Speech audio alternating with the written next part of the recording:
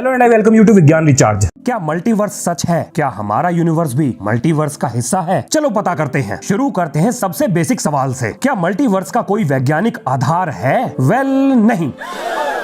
रुको मेरी बात अभी खत्म नहीं हुई। वैज्ञानिक जब भी कोई मादक थ्योरी बनाते हैं, मादक समझ रहे हो ना? अरे हाँ वही। अरे आप तो हो ही समझदार। तो वैज्ञानिक जब भी कोई नई थ्योरी टेबल पर रखते हैं तो उसके आधार पर रिजल्ट की भविष्यवाणी की जाती है, जो अगर साबित हो गई तो थ्योरी को मान लिया जाता है। उसके बाद मैथमेटिक्स मॉडल्स बनाकर थ्योरी को प्रूव करने की कोशिश की जाती है। अब आते हैं मल्टीवर्स की थ्योरी पर। तो वैज्ञानिकों ने इसे लेकर अपने दो घर बसा रखे हैं। एक वो जो मल्टीवर्स की पूंछ छोड़ने को तैयार ही नहीं है, और एक वो जो मल्टीवर्स का नाम सुनते ही कूद रहे हैं। देखो, कोई भी खोज एक आइडिया से शुरू होती है। वैज्ञानिकों को कुछ सबूत ऐसे मिले हैं जो मल्टीवर्स की तरफ इशारा कर रहे हैं। पहला तो स्टीफन हॉकिंस और दूसरा सीएमबी। चिंता मत करो, सब बताऊंगा, लेकिन पहले ये जान लेते हैं कि आपके दिमाग में मल्टीवर्स की जो तस्वीर बनी हुई है, क्या वो सही भी है? तो विज्ञान की नजरों से मल्टीवर्स क्या है और मूवीज में दिखाया गया मल्टीवर्स अभी तक के ज्ञान से कितना मेल खाता है? तो ऑस्ट्रेलिया सिडनी में एस्ट्रोफिजिक्स के प्रोफेसर लुइस बताते हैं कि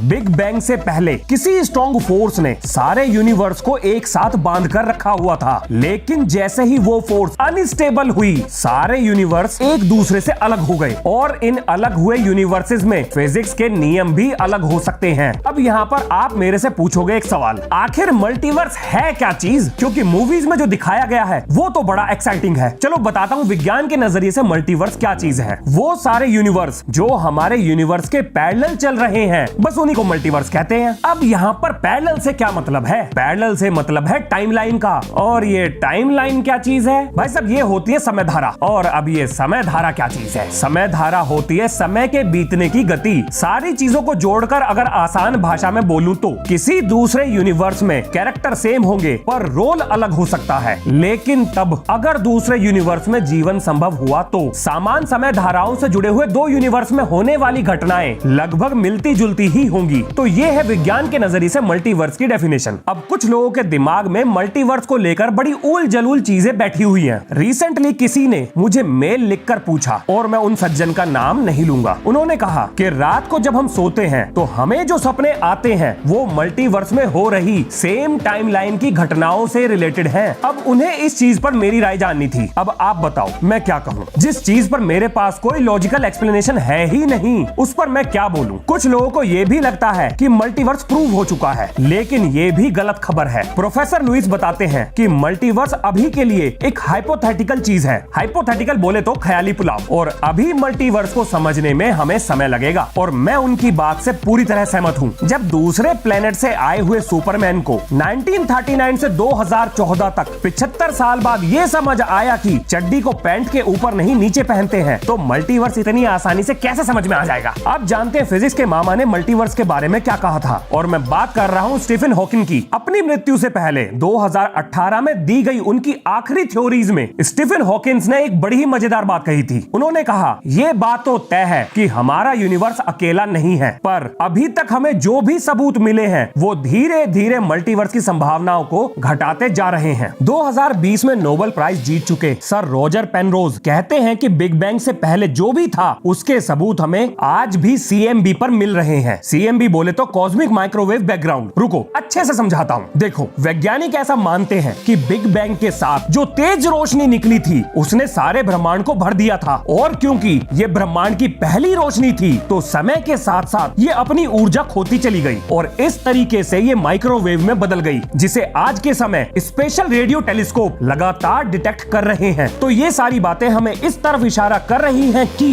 बिग बैंग होने की संभावना काफी ज्यादा है। तो अगर बिग बैंग हो सकता है तो मल्टीवर्स को बिना रिसर्च करे नकारा नहीं जा सकता, और उनकी बातों से काफी सारे वैज्ञानिक सहमत भी हैं। जब प्रोफेसर लुइस से पूछा गया क्या मल्टीवर्स कभी साबित हो पाएगा, तो उन्होंने कहा, विज्ञान की किसी भी थ्योरी को साबित करने के लिए मैथ्स चाहिए, और मल्टीवर्स को साबित करने के लिए मैथ्स हमारे पास नहीं है। फिर उनसे पूछा गया कि मान लीजिए कि निकट भविष्य में मल्टीवर्स की खोज हो जाती है, तो क्या हम पैरेलल यूनिवर्स में जंप कर पाएंगे? क्या हम पैरेलल यूनिवर्स में आ जा पाएंगे? अब इसका जवाब वाकई में ही बड़ा मजेदार था। उन्होंने कहा, हाँ बिल्कुल, अगर मल्टीवर्स है तो उसे जोड़ने वाला दरवाजा भी जरूर होगा। फिर उनसे पूछा गया, आपका दरवाजे से क्या मतलब है? तो उन्होंने कहा, ये दरवाजा एक वर्म होल हो सकता है और विज्ञान वर्म होल पर रिसर्च में बहुत तेजी से आगे बढ़ रहा है। फिर उनसे पूछा गया कि मल्टीवर्स थ्योरी का भविष्य क्या है? तो उन्होंने कहा कि विज्ञान की हर एक चीज आइडिया से ही शुरू होती है, पर जैसा कि हॉलीवुड मूवीज में मल्टीवर्स को दिखाया जा रहा है, वैज्ञानिक उसे ऐसा तो कतई न मानते, बल्कि उनके लिए सबसे बड़ा सवाल ये है कि क्या मल्टीवर्स है?